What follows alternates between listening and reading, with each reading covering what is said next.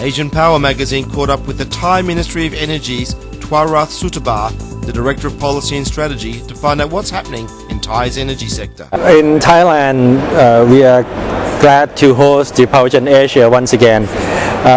We would like to send a signal to the world communities that power is part of the key economy stimulus package. If we can have the investment in energy sector, especially in electricity, to cope up with our growth potential, then we think that our economy can be recovered and back on track as soon as possible. Right now we see the growth potential not only in Thailand but also in Southeast Asia. We have seen some change though from the dominance of fossil fuels, but going forward we see huge potential for renewable energy as well as the new technology for power generation, such as the clean coal technology and nuclear power. So I guess Southeast Asia as well as Thailand, we are more than welcome the investor who are interested in the investing in power industry in our country. We have the executive order, which is a cabinet resolution back in 2007. The cabinet asked the Ministry of Energy to do a feasibility study and do a preparation to audit that if Thailand is ready or not for nuclear power development. We have been working for almost 18 months now, and we find out that there's a lot of things to do on a nuclear power development. But right now we have a forecast and we make a plan that in the 2022 and 2023 onward, there is a possibility that Thailand may need a power generation from nuclear sources. This is in line with other projection with our neighboring countries such as Vietnam and Indonesia. First, I heard that Indonesia has a plan to build nuclear power plant in 2017, but right now they postponed it. And Vietnam might be the first Southeast Asia country to build the nuclear power plant. I think that plan is 2020 or 2021. That is our first priority. Right now we have developed what we call the long-term renewable energy development plan, which is a 15-year spectrum. It already been endorsed by the cabinet earlier this year. We set the target to increase the proportions of the renewable energy mix in Thailand from the level of 6% right now to about 20%. Out of that 20%, about half would come from the electricity generations. We target to increase the electricity generated from renewable sources by at least 5,000 megawatts.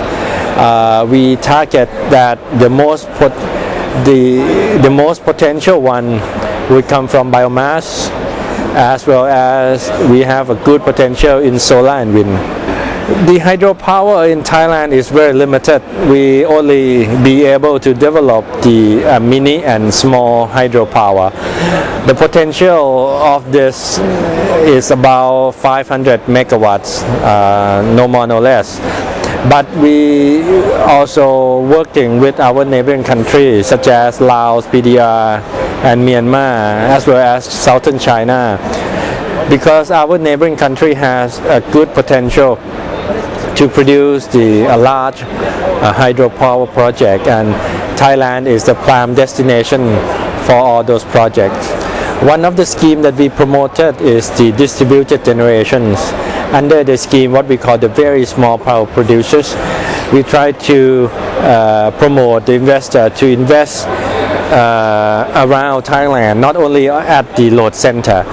But also we would like to see an opportunity of the local the local citizens to get involved by taking some equity or being part ownerships of that power plant. We foresee that in the future, in the next 10 years, Thailand would have a lot of this small scale distributed power generations. Right now we try to do a kind of a prototype. Each of the technologies, such as a prototype of a small scale community level electricity generated from biomass. Right now the cap on the VSPP, a very small power producer scheme, is not more than 10, but actually we urge them to calculate based on resources. So right now from our study, most of the biomass that can be collected effectively can produce from 3 to 5 megawatts, and that would cover a good chunk of the local area. Almost 80% of rice husks produced in Thailand is now produce electricity already.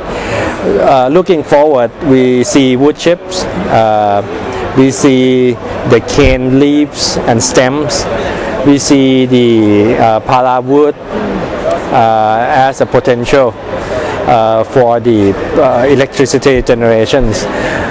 We also need some more research for the collection of rice straw, because right now we have studied that the logistic cost of the rice straw can cost up to 40% of the rice straw commodities, and that could bring down the feasibility studies of the feasibility of the power plant itself. Well, right now we have to balance Thailand. We have to have a balance between a big conventional power plants, grid connected, as well as the distributed smaller one. But also we try to encourage what we call the microgrid, in which you can have a power plant and then you connect it to a few villages around that area, and you can get involved the local citizens to participate in many schemes, such as to create jobs or to get them into a cooperative and partly own the power plants. We foresee that going forward we need to have both big power plants and small power plants. We cannot rely basically on the big power plant anymore, because right now there's a lot of protests, there's a lot of demonstration that a big project in Thailand would take a long lead time to develop. Thailand has the potential to become an investment hub for renewable energy. We are agriculture-based economy. We have tremendous potential for a lot of biomass, biogas and biofuels. We are also a tropical country, whereas a lot of sunshine and wind is blowing very heavily. So I guess the renewable energy in Thailand has an open opportunity for many investors who would like to come and seek opportunity to invest here in Thailand. And the Ministry of Energy can be a technical assistant to you and to the investor, can provide information and can provide data. We can do a kind of the study trip as per investor request to see some of the smaller power plant or big power plant as you wish.